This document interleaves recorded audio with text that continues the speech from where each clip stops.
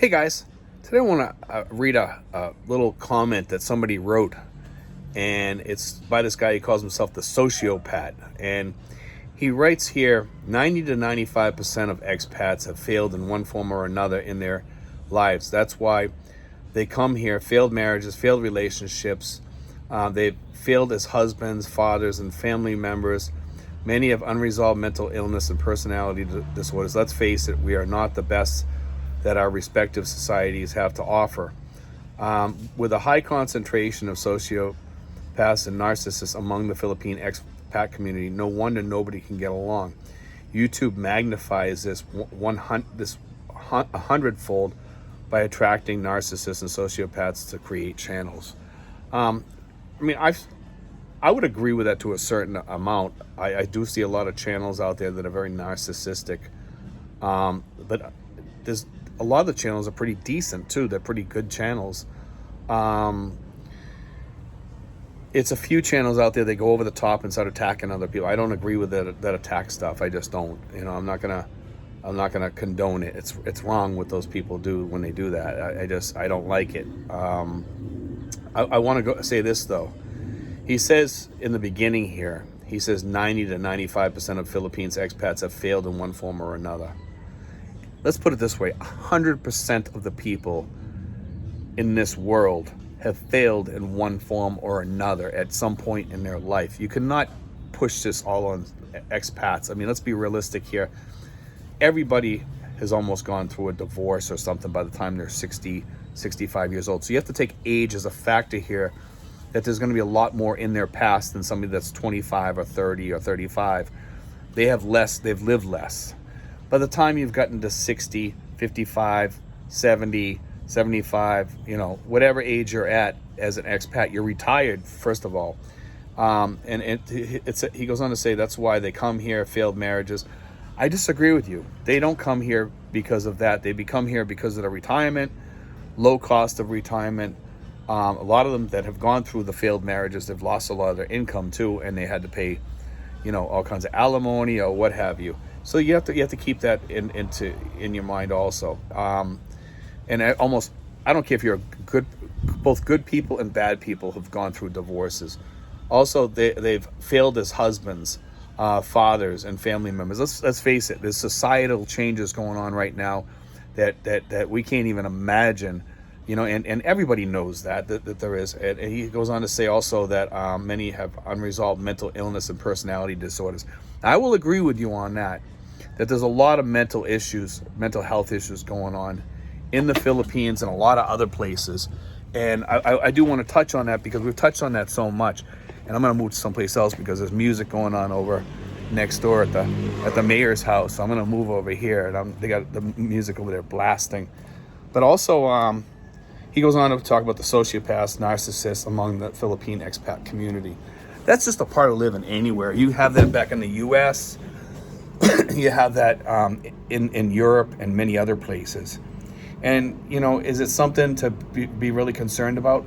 No. You want to know why? Because you can walk away from it. When you see red flags, and sometimes when I come over here, I had forgotten about the red flags, and I should have paid more attention to that probably in the beginning when I formed my communities and stuff like that. When I formed my community here, I should have paid more attention to that because I noticed a lot of red flags over here. I seen a lot of red flags with people, and I should have said, you know what, red flag, I'm not going to hang out with this guy too much anymore, or I'm going to kind of cut off a little bit and just tell him I'm too busy. And that's what you have to do. You have to kind of, shut yourself off from people like that. Anywhere you go in the world, I think there's good and bad.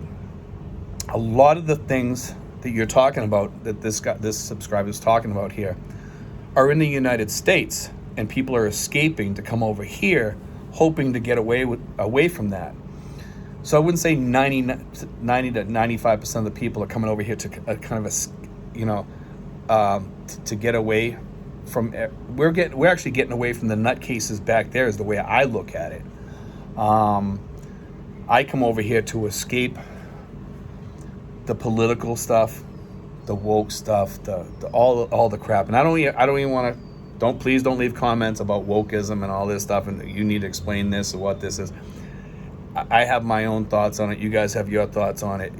I'm not here to start a political argument with anybody. I'm just saying that a lot of us come over here because there was just so much stuff going on in the United States that we just couldn't take it anymore. We didn't want to handle it anymore. We didn't want to have to deal with it from the time we woke up in the morning till the time we went to bed at work.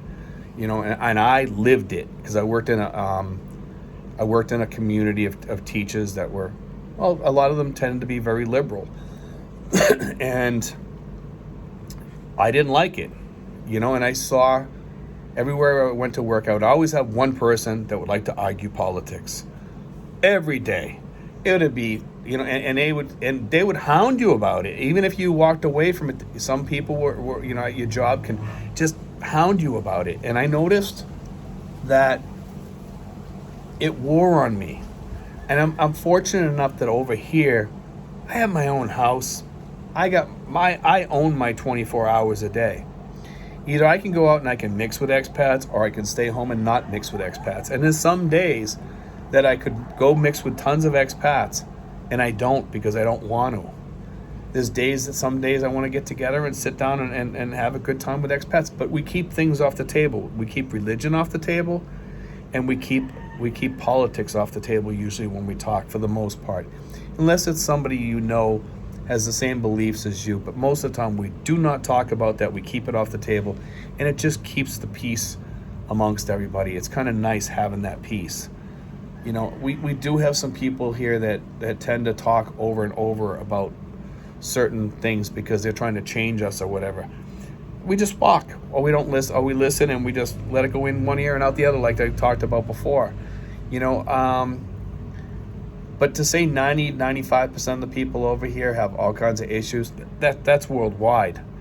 The question is, have they gotten past that?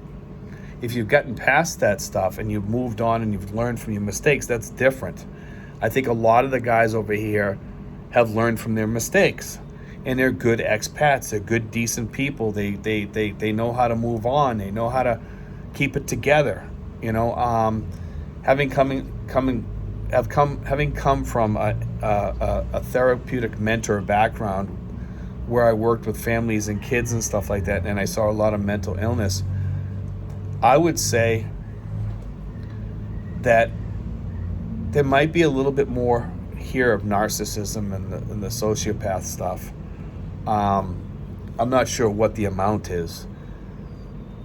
But to say that people are bringing over all these problems, yeah, they do. The question is, are they going to open that baggage that they take with them over here, throw it out in the streets, open it up in the neighborhood that they move into, and let it infest the neighborhood? Many do, okay? Many do. I think everybody opens up a little bit of baggage in every neighborhood. And I'll say that outright. I think everybody brings a little bit here and opens up a little bit. The question is, how much of that baggage are you going to let out of your luggage? How much are you going to let out in the streets from all that baggage that you had back in the U.S.? How much did you take over here, and how much did you release? And that's what's going to make your life over here better. But to say 90 to 95% of the people over here are he's kind of saying that they're messed up, and I think everybody has something in their background by the time you reach 60, where you've gone through a divorce, you've had problems with your children, and like I said, some of that is societal. It's not always the expat's fault, and sometimes society tends to throw that on you. And if you're a person like that you're throwing it on the person all the time, sometimes it's not the person. I've been accused many a times of different things where I knew the truth, and I wasn't going to let anybody throw that on me, that it was my fault or whatever, and I wasn't about to take that fault, and I wasn't just trying to avoid it and or lie about it. It was, I knew I was in the right and they were in the wrong. And that's something that happens in life sometimes today, is we know our truths. Other people don't know your truths. And hold on to those truths. If they're really true and they really happen that way, hold those truths. Don't let anybody talk crap about you. Don't let anybody put you down. Because over here you're going to find a little bit more of that with some expats. It's just kind of the way it is, and it's also like that in the U.S. too. No matter where you go, people like to get nosy. They like to find out things about you. You don't need to tell your life story to everybody over here. And don't. If you want to tell them your job, just say, yeah, I just worked like a regular worker, any other worker back in the U.S. I worked and did my dues, and I don't really want to talk about it. That's the past. I'm over here now. And it keeps people quieter. You don't need to tell everybody your story. You don't need to tell everybody about that you went through 8 divorces or 3 divorces or 2 divorces or 1 divorce over here. Unless you want to. If you want to, that's okay too. Anyway, guys, God bless. Take care.